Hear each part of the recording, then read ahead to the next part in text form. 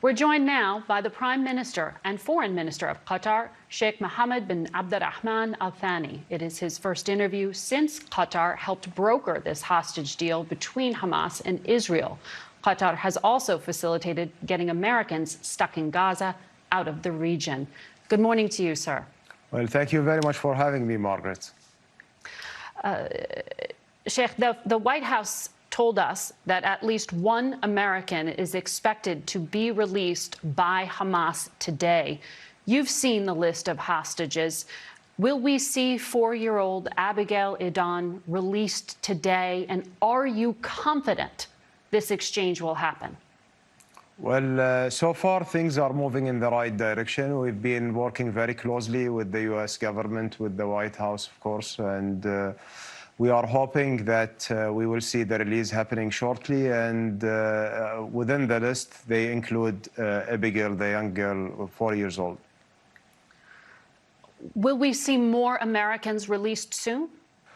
Well, we are hopeful, actually. There are still some names which supposed to be on the first group. Until now, we didn't get the confirmation yet, but you know, we are working on a daily basis and making sure that every day we have the list of the next day.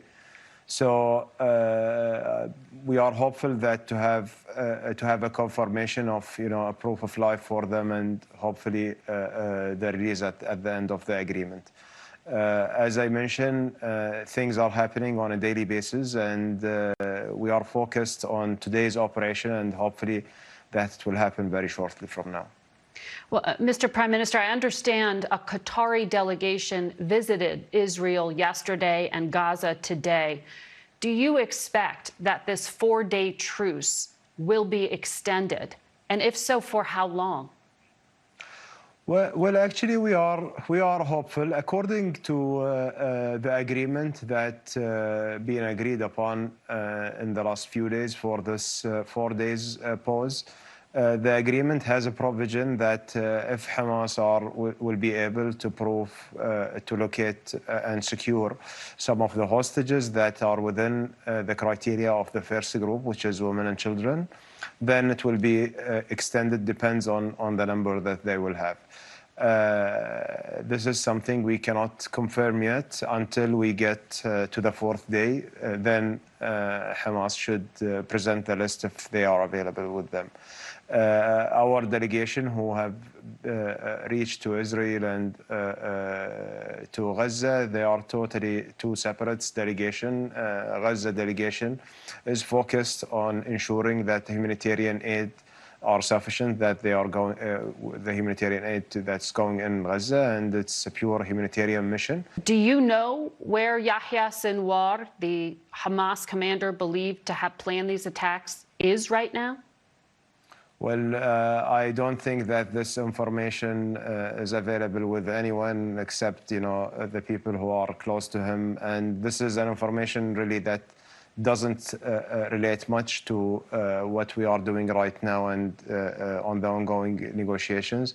Our communication throughout the years that we had with Hamas has been very exclusive to the political wing and the political representatives in the office here in Doha, and that's it. And we don't deal directly with or never have any dealing with the military wing. Mm-hmm. Well, Qatar is home to the very large U.S. military base. Qatar is a major non-NATO U.S. ally, but in this country, a number of Republican lawmakers in particular have publicly called for your country to hand over those Hamas political leaders. What is the future? Will they remain in Qatar? Margaret, our relation with the U.S. is a very solid relationship and alliance that been established throughout the decades. We've been working together very closely in ensuring peace and stability in the region.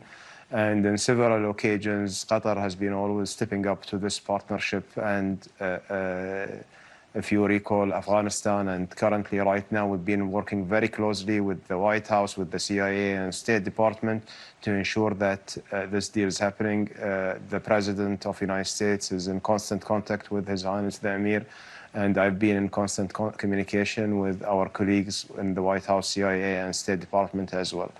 There is a relation that's based on trust, based on mutual interest of both countries. This office, when it's established in coordination with the U.S. to establish the communication with Hamas, and it's been always useful not only for the U.S., but for the U.S., Israel, and for the stability of the region. And as long as this is something useful, and also, right now we are in the middle of the negotiation, we will always keep the communication open with everyone.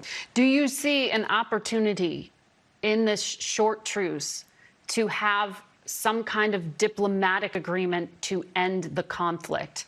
And will Qatar play a role in the future of Gaza?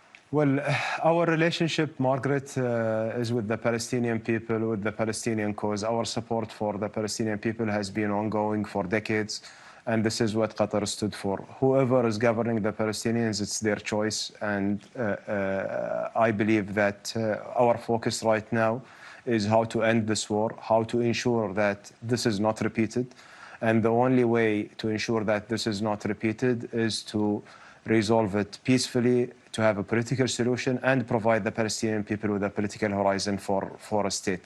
And then the day after, and who will govern Gaza and the West Bank should be one unit, one country, under one leadership that will be chosen by the Palestinian people. Prime Minister, I appreciate your time in the middle of this intense diplomacy. We will be watching and hoping for progress. Thank you very much, Margaret, for having me.